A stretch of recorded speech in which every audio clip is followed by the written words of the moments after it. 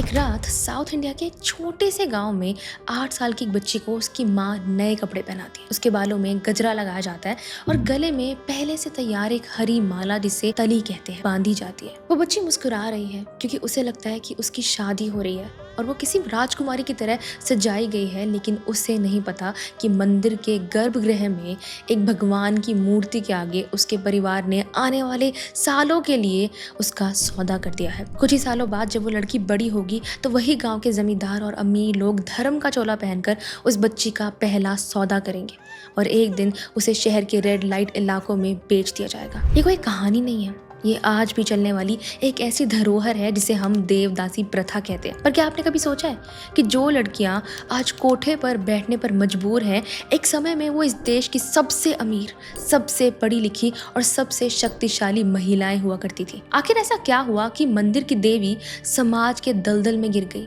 आइए इस इतिहास को शुरू से समझते हैं। सफर शुरू होता है लगभग 1500 साल पहले एंशिएंट इंडिया में, खासकर साउथ इंडिया के चोला, पल्लवा और विजयनगर साम्राज्य में। देवदासी होना कोई शर्म की बात नहीं थी। यह एक ऐसी स्त्री होती थी जिसका विवाह किसी इंसान से नहीं बल्कि मंदिर के भगवान से कराया जाता था। इस रस्म को पोतकत्तू कहते हैं क्योंकि उनका पति खुद भगवान होता था जो अमर है, यानी कभी मर नहीं सकते। इसीलिए देवदासी को समाज में नित्य सुमंगली या अखंड सौभाग्यवती माना जाता था। एक ऐसी औरत थी जो कभी विधवा नहीं हो सकती थी। जिस दौर में आम औरतों को विधवा होने पर उनके बाल काट दिए जाते थे, उन्हें एक कमरे में बंद कर दिया जाता था, उस दौर में देवदासी का हर एक कदम शुभ माना जाता था। लेकिन देवदासी सिर्फ एक धार्मिक रस्म नहीं थी, वो अपने समय की सबसे बड़ी कलाकार थी। तंजौर के बृहदीश्वरा टेम्पल के 11वीं सदी के शिलालेखों में साफ साफ लिखा हुआ है कि राजा राजाराज चोला ने 400 देवदासियों को मंदिर में बसाया था। वो महज नौकरानी नहीं थी, उनके पास राजकोष से देवदाई यानी डेडिकेटेड जमीन मिलती थी। उनके रहने के लिए बड़े बड़े मकान दिए जाते थे। जिस जमाने में आम समाज में स्त्री को पढ़ने लिखने का अधिकार नहीं था, उस जमाने में देवदासियां संस्कृत, तमिल, तेलुगु और कन्नड़ा भाषाओं की विद्वान होती थी। उन्हें वेद, पुराण और साहित्य का पूरा ज्ञान होता था। डांस और संगीत उनकी आत्मा थी। आज हम जिस भरतनाट्यम और ओडिसी डांस को पूरी दुनिया में प्राउड के साथ दिखाते हैं, उस डांस का जन्म देने वाली, सदियों तक अपने खून पसीने से जिंदा रखने वाली यही देवदासियां थी। इस डांस को तब सदीर अतम कहा जाता था। उनका स्टेटस मार्केट में और समाज में इतना ऊंचा था कि जब वो मंदिर या राज दरबार में चलती तो बड़े बड़े राजा और सेनापति उनके आगे सर झुकाते थे। उनके पास अपनी प्रॉपर्टी का लीगल राइट था। वो अपनी जमीन अपनी बेटियों के नाम कर सकती थी और बिना किसी पुरुष की इजाजत के अपनी जिंदगी जी सकती थी। डॉक्टर सास्किया सी किर्सनबूम ने अपनी प्रसिद्ध किताब Nitya Sumangali towards the semiotics of the devadasi tradition में दर्शाया है कि देवदासी सिर्फ एक औरत नहीं थी, वो धर्म, शक्ति और कला का संगम थी जिसे देखना ही सौभाग्य माना जाता था। तो फिर ये शानदार धरोहर एक गंदे दलदल में कैसे बदल गई? यहाँ से शुरू होता है इस कहानी का सबसे दर्दनाक मोड़। 18th और 19th सेंचुरी में जब ब्रिटिशर्स ने इंडिया पर कब्जा करना शुरू किया तो उन्होंने भारत के राज, रंजवदों और जमींदारों को खत्म कर दिया। उन्होंने मंदिरों की जमीनों पर भारी टैक्स लगा दिए। रिजल्ट ये हुआ कि मंदिरों के पास पैसा खत्म हो गया। जब मंदिर के पास फंड्स नहीं बचे तो उन्होंने देवदासियों को महीना भत्ता और ज़मीन का हिस्सा देना बंद कर दिया। अचानक से वो औरतें जो सदियों से आलीशान जिंदगी जी रही थी, उनके पास 2 वक्त की रोटी के पैसे नहीं बचे। इसी दौर में आया ब्रिटिशर्स का विक्टोरियन माइंडसेट। अंग्रेज क्रिश्चियन मिशनरीज के लिए एक ऐसी औरत का कंसेप्ट ही पाप था जो किसी एक पति के कब्जे में ना रहे, जो आज़ाद घूमे और मंदिर में नाचे।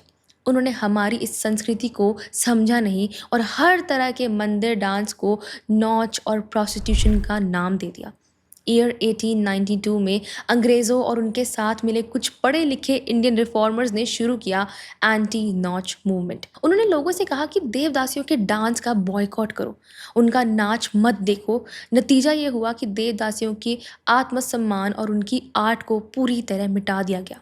अपर कास्ट और एलीट समाज ने उनके डांस फॉर्म सदीर अतम को छीन लिया, उसमें से एरोटिसिज्म को हटाया और उसे एक रिस्पेक्टेबल नाम दिया, भरतनाट्यम। रुक्मणी देवी, अरुण दले जैसे लोगों ने इस डांस को स्टेज पर लाया और इसकी तारीफ हुई। लेकिन जिन देवदासियों ने इस डांस को हजार साल तक बचा कर रखा था, उन्हें सामाजिक तौर पर बाहर कर दिया गया। और दूसरी तरफ गरीबी के मारे देवदासियों को अपनी सर्वाइवल के लिए स्थानीय जमींदारों और अमीर पैटर्न्स की सेक्सुअल डिमांड्स को मानना पड़ा। उनकी आर्ट खत्म हो गई और उनका फिजिकल एक्सप्लॉयटेशन शुरू हो गया। लेकिन इस अंधेरे में भी एक ऐसी लड़ाई लड़ी गई जिसे इतिहास कभी नहीं भूल सकता। ऑथर वी श्रीराम ने अपनी किताब the devadasi and the saint the life and times of Bangalore Nagarathnam में एक अद्भुत कहानी लिखी है। 1878 में जन्मी बैंगलोर नगरथन्नम एक प्रसिद्ध देवदासी और कर्नाटिक सिंगर थी। कर्नाटिक संगीत के सबसे बड़े संत त्यागराज के सम्मान में हर साल थिरुवैरू में त्यागराज आराधना नाम का संगीत उत्सव होता था। लेकिन ऑर्थोडॉक्स पुरुषों ने नियम बना दिया कि कोई भी महिला या देवदासी वहां स्टेज पर नहीं गा सकती। नगरथन्नम ने इसे चुपचाप बर्दाश्त नहीं किया। उन्होंने अपनी पूरी जिंदगी की कमाई, गहने और प्रॉपर्टी बेच दी। संत त्यागराज की समाधि के ठीक सामने जमीन खरीदी और वहां एक मंदिर बनवा दिया। उन्होंने महिलाओं के लिए एक पैरेलल संगीत उत्सव शुरू कर दिया जो मेल फेस्टिवल से भी ज़्यादा पॉपुलर होने लगा।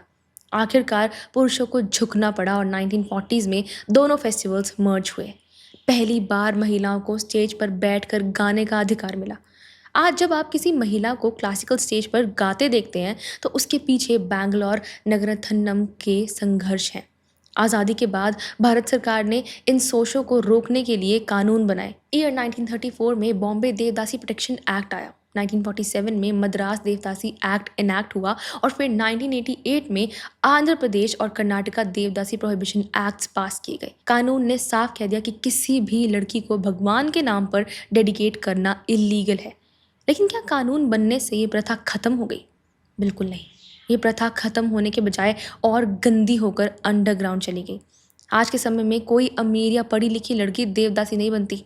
आज ये प्रथा पूरी तरह से कास्ट बेस्ड पॉवर्टी और ह्यूमन ट्रैफिकिंग का एक रूप बन चुकी है। अगर किसी दलित या मार्जिनलाइज परिवार में बेटी पैदा होती है या परिवार में कोई बीमारी आती है तो सुपरस्टिशंस और गरीबी के मारे माता पिता अपनी 8-10 साल की बेटी की शादी गॉडेस यलेमा से करवा देते हैं। एक बार जब पोतुकत्तू हो जाता है तो उस बेटी की शादी किसी आम इंसान से नहीं हो सकती। इसके बाद शुरू होता है असली शोषण। जब वो लड़की प्यूबर्टी पर पहुंचती है तो गांव के अमीर लोग या पिम्प उसे खरीद लेते हैं। धर्म का झूठा चोला पहनकर उस लड़की का पहला सौदा किया जाता है और जब उससे बोर हो जाते हैं तो उसे शहरों जैसे मुंबई के कामथीपुरा, पुणे या बैंगलोर के रेड लाइट एरिया में प्रोस्टिट्यूशन के लिए बेच दिया जाता है। जो कभी मंदिर की देवी थी वो आज कोठे पर बैठने पर मजबूर कर दी गई है। आप सोच रहे होंगे कि वो आज अपनी पुरानी कला, डांस और संगीत से अर्निंग क्यों नहीं कर सकती। यहाँ आता है मॉडर्न टाइम का सबसे बड़ा बदलाव। पहले के ज़माने में लोग क्लासिकल डांस और म्यूज़िक सीखने मंदिर जाते थे, देवदासियों के पास जाते थे। लेकिन आज डिजिटल दौर है।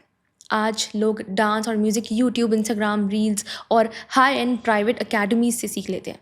ट्रेडिशनल गुरुकुल सिस्टम खत्म हो चुका है।